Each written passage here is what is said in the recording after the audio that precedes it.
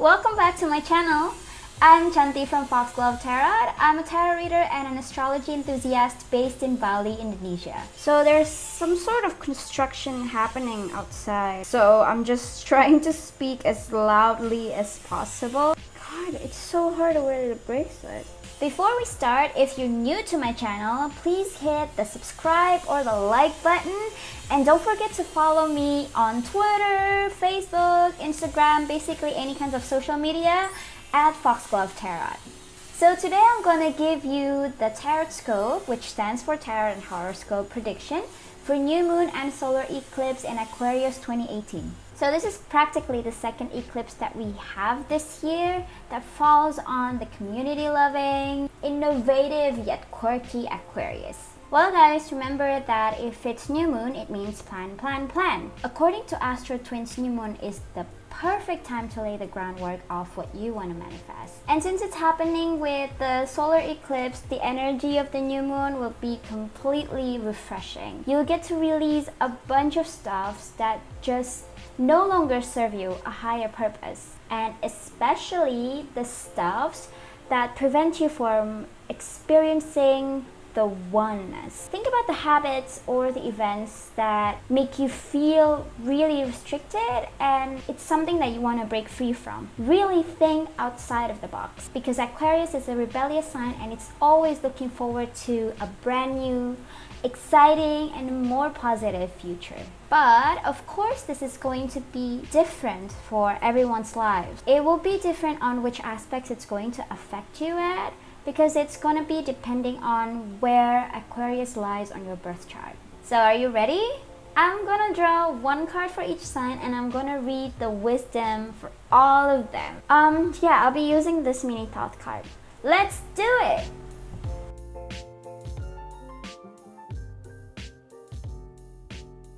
Anyway, this card has been with me forever, I think. It's like, maybe when I got it, it's probably like 5 years ago. Like, yeah, this card has been with me for a while.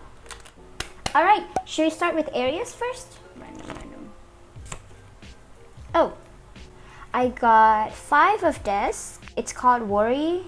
For the solar eclipse in Aquarius, it's gonna fall on Aries' house of friendship. Oh yeah, I mean it's 11th house. And what I'm getting from this card is that I think you should just be more comfortable, even more comfortable in your skin, especially during this period, because I feel like when you're going out there and you're being social and sometimes you're just not in that right mindset, that you feel like, oh my god, what if other people don't accept me, and what if I cannot really perform or be who I am in front of them. But that's one thing that you shouldn't worry about, because I feel like you have that innate radiant confidence within you, and I think you should just appreciate what you have and appreciate who you are, because you are just born that way. Literally, don't change for other people just because you have to. Okay, maybe you need to tone down sometimes, but don't change for them. I think that you need to shed all those doubts about where you stand and what you are doing in your life. I hope that helps. Moving on to Taurus. Ready? Okay. Sometimes I would pick a card and then I'll be like, oh, should I accidentally pick, okay, I shouldn't do that, I should be more fair. Oh, it's Knight of Cups. Okay, so interestingly, this relates to your career because Aquarius falls in your house of career, which is house 10. You know, if you're a Taurus and you're having a lot of doubts of where your career or where your business goes this year, I think you should just go for it. Don't have any doubts about what you feel is right or wrong, because like deep down your intuition is leading you to the right path, and you just need to be a lot more driven. I think you're already confident where you're going, but it seems to me from this card you're kind of like taking things a little bit slow right there. So maybe if you can just like boom, go for it, no hesitation, no procrastination, because I know like Taurus can be lazy sometimes. I'm not a Taurus, but I know Tauruses. It's like they're hard worker, but then, you know, when it's time to slow down, they can really slow down. So yeah, just go ahead and just keep your eyes on the prize. Time for Gemini. Ooh, we have another Knight. This is Knight of Swords. For Gemini, this Aquarius falls on your 9th house, which is house of learning, house of expansion, house that is ruled by Sagittarius. So what I'm getting from this is that you don't need to rely on other people's opinion or other people's suggestion to make the best decision for yourself.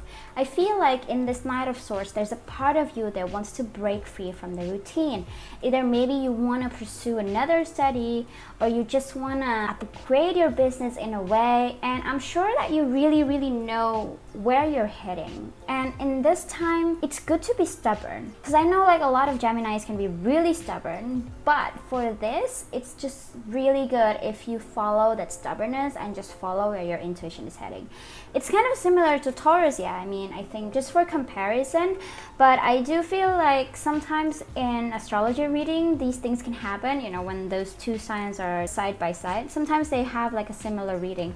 But what I'm getting here is that it's not just like for your career, because expansion can mean anything at all. It can mean like you want to travel, you want to pursue another college major. And so I feel like it's time for you to be a lot more rebellious and don't rely on other people's opinion. Can you do that? I'm sure you can do that. Cancer, come to me. Nice. We have art. Okay, so for Cancer, the Aquarius falls on your 8th house, which is the house of transformation, also the house of death and sex. Yeah, they're not really related. I know the 8th house is one of the most confusing houses of all 12 houses. And what I'm getting from here is that I think you need to be more aware of what your body needs, of who you really are. It's sort of like being more aware of your inner demon and what you feel happy doing, and what you feel like you don't really want to do that because it makes your soul hurts, kind of thing. And just focus on what you really need. Sometimes moving forward means we have to experience a lot of uncomfortable things, like just acknowledging that, let's say I used to be really annoying. I hate people for no reason. Only later on realized that that's because I am Scorpio moon, so like the inner inside me was just like pretty dark. But after a while, you know, just pursuing healing and pursuing tarot reading, I just realized that that's a part of me that I can't change. I can be at peace with it. I can be at some point just trying to manage and balance the light and dark together. So this is what I am going to tell all the Cancers out there who is watching this. I think you should just be at peace with that part of you. You'll get a hint of what I was talking about. Let me know if this resonates with you though, because like this is what I'm getting. This is what I am interpreting. But of course, I'm not the one living your life, and so it's really important for me if you can just talk to me about how you feel and what you're experiencing. Write it down in the comments below. We'll get back to that. So let's do Leo this time. Oh, it's adjustment. Okay, so as I said before, sometimes I get prediction that is kind of similar from one sign to another sign, and so I'm getting a little bit of the Cancer vibe in Leo as well. Well, adjustment in South card is a card of Libra, and funnily enough, in Leo, Aquarius falls on your 7th house, which is house of partnership, which is the house that is ruled by Libra. Okay, sometimes I'm just like super excited about how tarot reading works. You know, I think, okay, I shouldn't say I think, I should say I feel, because I'm using my intuition. Sorry, that's just what my mentor said. I feel that for solar eclipse and Aquarius, there needs to be balance between you and your loved ones, and there should be like a good exchange of conversation of the things that you want to let go from your relationship. Let's say that both of you realize that, hey, the way we communicate just doesn't work anymore, then maybe it's best to just like take a step back and review everything that has been going on in your relationship and just really talk things out to make sure that nobody gets left behind and everybody is treated fairly and equally. And I also think that there's one problem that I got from here. Sometimes the problem is that you can be really overthinking. I think because that's a part of your dramatic flair. A lot of Leos are super dramatic. Yeah, my dad is a Leo. Don't overthink things. Don't take it to the heart. Try to use your logic as much as possible when you are dealing with this kind of relationship problem. Yeah, just keep it clear-headed and just focus on the problem. I hope this helps. Let me know if it doesn't. Yeah, we're halfway there. We have Virgo right here, and Virgo is representing 6th house. Wait, that's actually a Virgo house, yeah.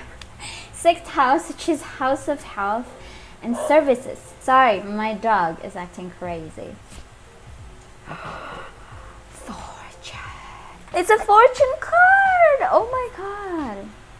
Okay, so the reason why I'm kind of pumped up because I'm a Virgo ascendant, so in a way, these readings, especially Virgo readings, will affect me as well. I know that sounds super selfish, but yeah, let me have fun. Anyway, it's raining outside. I don't know if you guys can hear it. Focus, focus. Let's do this first. What I'm getting from this card is that you need to understand how much of your work and how much of your self-care routine or self-love really affects your fortune, or it really affects what you're getting later on in life. So find some time again to really see if you're actually spending your time in a good way for those days. Because I feel that, I mean, it's just my personal experience as a Virgo ascendant and also hearing other Virgo stories from my Virgo friends. Sometimes they feel like one day can be overwhelming because you need to do a lot of things, like you're putting so much work into it, and sometimes you're still working until late night, and that's not good for your health and that's not good for your mental health. So what I'm saying is that you create your own future, Virgo. So don't overwhelm yourself with the things that you really don't need to think about. If you can, delegate it to someone else, share. So basically, if you have your own business and then you feel like, oh man, I want to do everything by myself because I know I can do it, but I just don't have the time for it. And so with this Aquarius spirit, it's really good if you can delegate those tasks to other people. Because Aquarius is a sign of sharing is caring, and it's also a sign of teamwork and community. So this is a good way to approach it. You might need to pay for those people, but the amount of time that you get for yourself and maybe the amount of money that you get afterwards is priceless. I hope that you can start doing that, Virgos, because it sounds really simple, but I know that that's going to be tough. Moving on to Libra. Libra, we're having the 5th house, which is the house of self-expression and pleasure. Hopefully it's good for me. I'm always really scared when it comes to reading about my own sign. I think there's like a sense of uncertainty. I always want to get a good reading kind of thing. Yeah, so I understand what my clients are experiencing whenever I draw them cards. I hope this is good. Oh, yes! The Empress!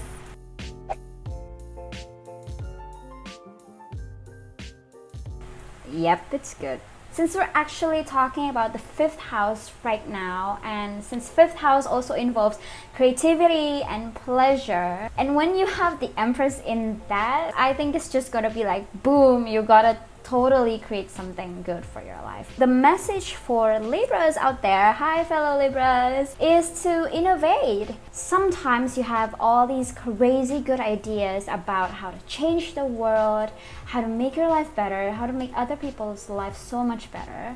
And sometimes you just can't let it out because maybe you're not sure of what you're doing. I know that Libras are actually good with leadership because they're cardinal signs, but sometimes we just have all these self-doubts because we keep on weighing things. It's like, if I do this other person will not be happy, and I want to be likable. I feel you. I totally feel you. Let me tell you that. So what I'm getting from this, when you have the Empress, you should just make it happen. You should just pour your ideas and just create something beautiful out of it that is life-changing for yourself and for other people. Innovate, innovate, innovate. That's all I can say. Let go of the doubts. Hey, did you feel that?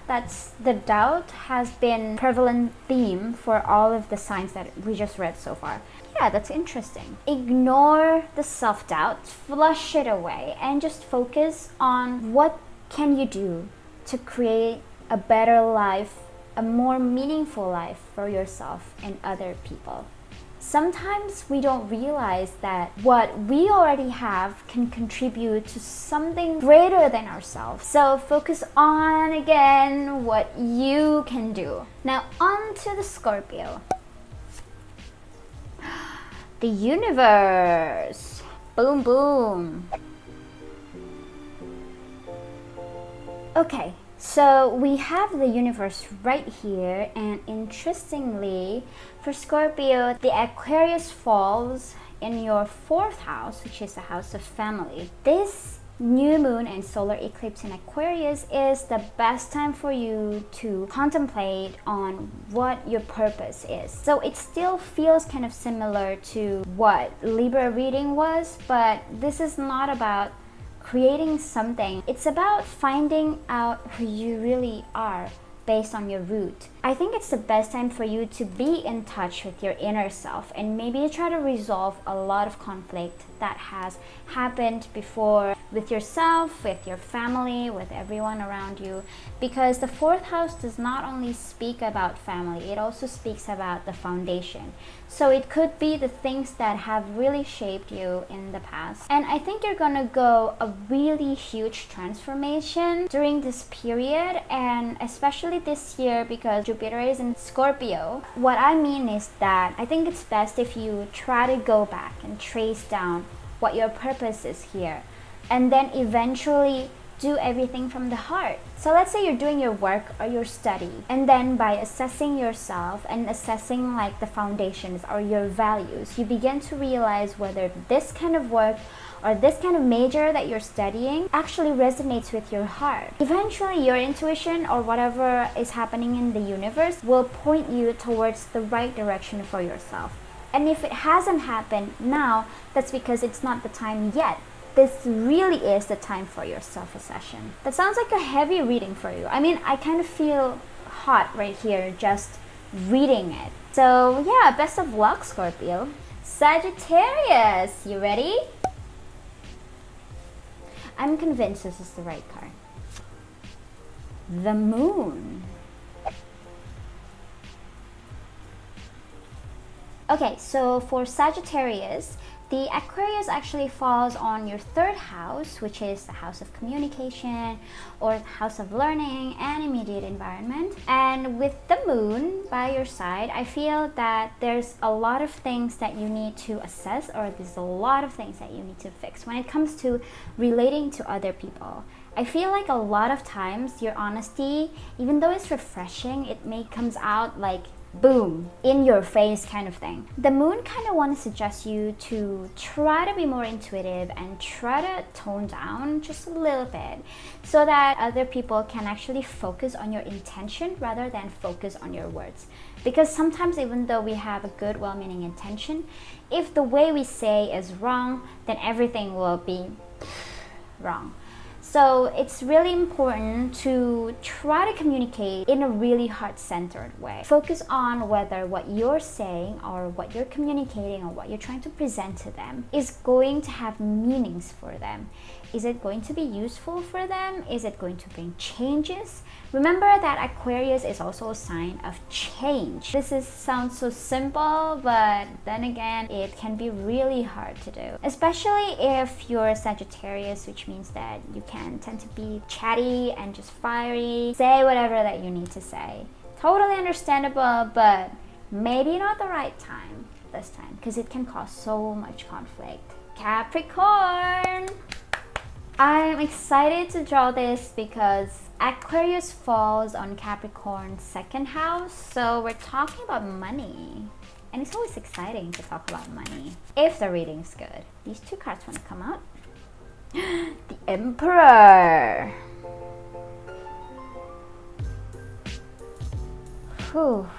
This is kind of heavy as well, and I'm feeling slightly heavy and hot. It's a similar feeling as to when I was reading Scorpio. So if you have the Emperor in your 2nd house, it also means that you are going to have a lot of big changes when it comes to managing your own personal possession. Let's say that in the past few weeks you've been working really hard towards your goal, into getting what you want, and then right now you're kind of like questioning yourself a little bit about where this is going exactly, or are these lump sum of money is going to make me happy or not. The main theme is to really think about how you can help other people and how you can create bigger, more innovative change in your life and in your environment. Actually, you can do a lot more, Capricorn. It's just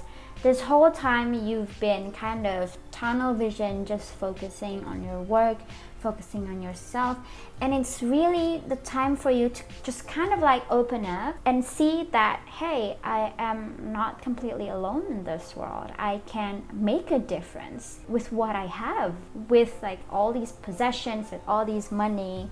Yeah, I think that will be a good way to start for you. Now for another Aquarius, yay!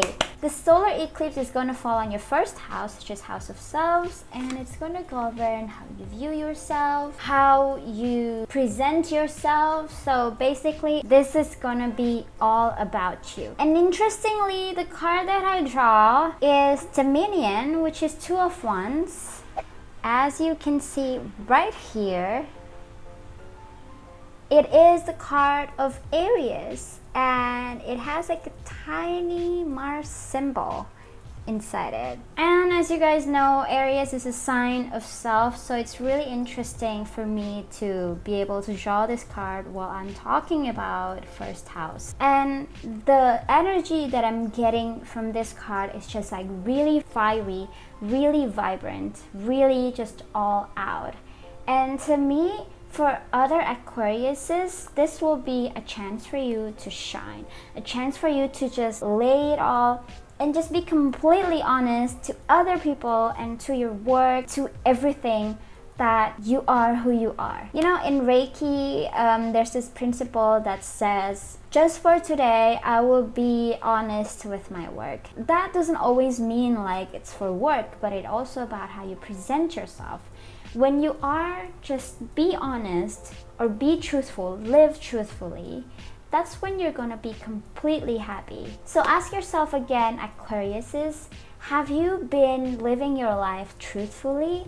Because if you haven't, just in case if you haven't, now is a time to really unpack it all, really just assess what you've been doing for the past few years and what kind of action that you've taken and what exactly is your plan for the future. I mean, there are other things entails, you know, like love life or like career and stuff, but eventually that all relates to yourself. So I'm just saying, from this card, I want you to be more comfortable with who you really are so that you can live more happily. And if you haven't, go do something about it. Plan some shit out and just make it happen in the next few months. Yeah, good luck. And finally, we have the last sign. Oh my god. I'm so tired of all the talking. If you hear my voice is getting crackier, it's because I'm like, there's another construction outside. I hope that my voice can still beat them because there's no way I'm recording this at night. So, for Pisces, the Aquarius falls on your 12th house, which is the house of collective unconscious, the house of spirituality. Basically, this kind of dives deep into your inner fear. So let's get to it. Interesting. So, Princess of Wands.